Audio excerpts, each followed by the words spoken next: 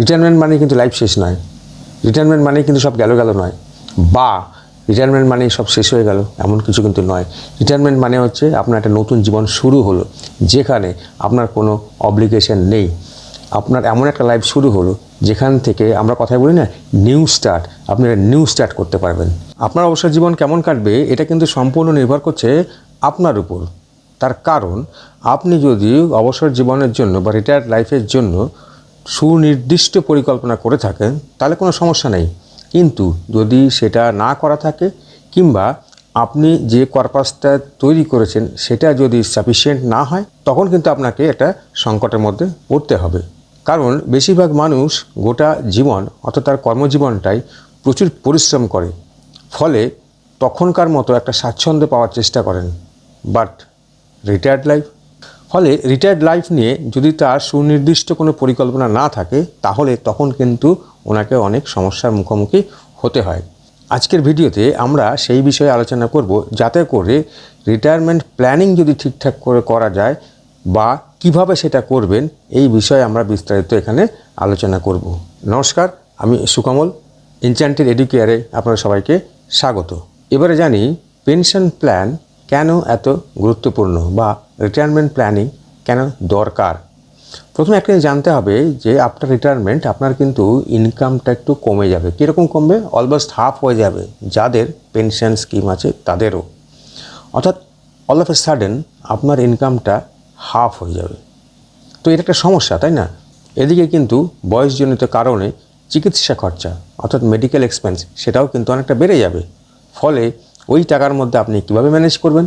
তাহলে প্রথমে প্রশ্ন আসে যে পেনশন প্ল্যানের যে স্কিমগুলো আছে সেইগুলোই বা কী কী। প্রথমে যেটা বলবো সেটা হচ্ছে কি, ন্যাশনাল পেনশন স্কিম আপনি অ্যাভেল করতেই পারেন। নেক্সট যেটা আছে অটল পেনশন যোজনা, আপনি সেটাও অ্যাভেল করতে পারেন, কিংবা আপনি প্রাইভেট সেক্টরেও আসতে পারেন। বিভিন্ন ইন্স্যুরেন্স কোম্পানি আছে যার দ্বারা আপনি মেডিকেল ইন্স্যুরেন্সটা করে রাখতে পারেন, বা মিউচুয়াল ফান্ডে সরাসরি আপনি এসডব্লিউপি বা সিস্টেমেটিক উইথড্রয়াল প্ল্যান এর মাধ্যমেও কিন্তু আপনি একটা ফান্ড জেনারেট করতে পারেন। কিন্তু সেক্ষেত্রে একটা প্রবলেম হচ্ছে কি, যে আপনাকে আগে থেকে কিন্তু এসআইপির মাধ্যমে একটা কর্পাস করে নিতে হবে। মনে করুন আপনি এসআইপির মাধ্যমে একটা কর্পাস করে নিয়েছেন এবং সেখান থেকে আপনি একটা ভালো অ্যামাউন্ট সেখানে আপনি রাখলেন এবং সিস্টেমেটিক উইথড্রয়াল প্ল্যানের মাধ্যমে আপনি প্রতি মাসে মাসে লাইক এমআইএস আপনি কিছু টাকা ওখান থেকে জেনারেট করতে পারেন, যেটা কিন্তু আপনার ভবিষ্যতে ইনফ্লেশন রেটকে বিট করবে। এবারে আসবো যে এই পেনশন স্কিমগুলোকে অ্যাভেল করা বা রিটায়ারমেন্ট প্ল্যানগুলো আপনি কবে থেকে করবেন। রিটায়ারমেন্ট প্ল্যান কিন্তু আপনাকে অনেক আগে থেকে শুরু করতে হবে।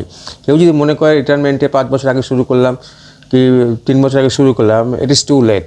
তো যতটা সম্ভব আপনাকে আগে শুরু করতে হবে, যত আগে শুরু করবেন তত আপনার বেনিফিট। সঠিক প্ল্যানটা বেছে নেওয়া এটা একটা খুব গুরুত্বপূর্ণ কাজ, কিন্তু আপনাকে ফাইন্যান্সিয়াল অ্যাডভাইজার যারা আছেন তাদের সঙ্গে কন্ট্যাক্ট করে আপনি এটা করতে পারেন। এছাড়া যেটা করতে হয় সেটা কি, ইনভেস্টমেন্টের একটা ভ্যারাইটি করতে হয়, অর্থাৎ কিনা ইনভেস্টমেন্ট যেন সবসময় তাই বৈচিত্র্যে ভরা থাকে, তাহলে পরে কিন্তু আপনার অ্যাডভান্টেজ। আর কি না, সঞ্চয়ের পাশাপাশি আপনাকে কিন্তু ইন্স্যুরেন্সে নজর দিতে হবে, অর্থাৎ হেলথ ইন্স্যুরেন্সটা কিন্তু ভীষণ দরকার আপনার ক্ষেত্রে।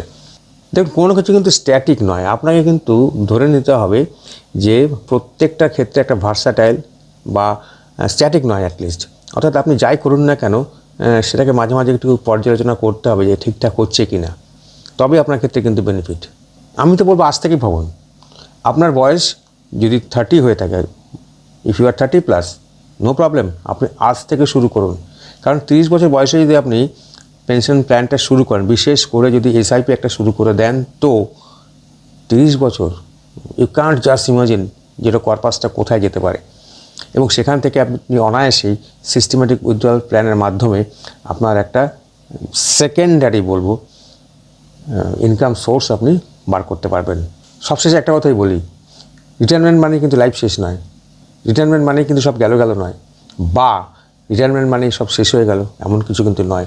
রিটায়ারমেন্ট মানে হচ্ছে আপনার একটা নতুন জীবন শুরু হলো, যেখানে আপনার কোনো অব্লিগেশন নেই। আপনার এমন একটা লাইফ শুরু হলো যেখান থেকে আমরা কথাই বলি না, নিউ স্টার্ট, আপনি একটা নিউ স্টার্ট করতে পারবেন। So let's begin. এই প্রসেসে আপনাকে এগিয়ে যেতে হবে, বিকজ আপনি আপনার সমস্ত কিছু কাজকর্ম যা কিছু আপনার কর্তব্য ছিল সব আপনি কমপ্লিট করে ফেলেছেন। Now you are free. এই সময় আপনাকে নতুন করে আপনার জন্য নিজের জন্য ভাববেন এবং সামনের দিকে এগিয়ে যাবেন। ভিডিওটা যদি ভালো লাগে অবশ্যই লাইক শেয়ার করবেন এবং আপনাদের মূল্যবান মন্তব্য জানাবেন। অবশ্যই ভালো লাগলে অবশ্যই চ্যানেলটাকে সাবস্ক্রাইব করবেন।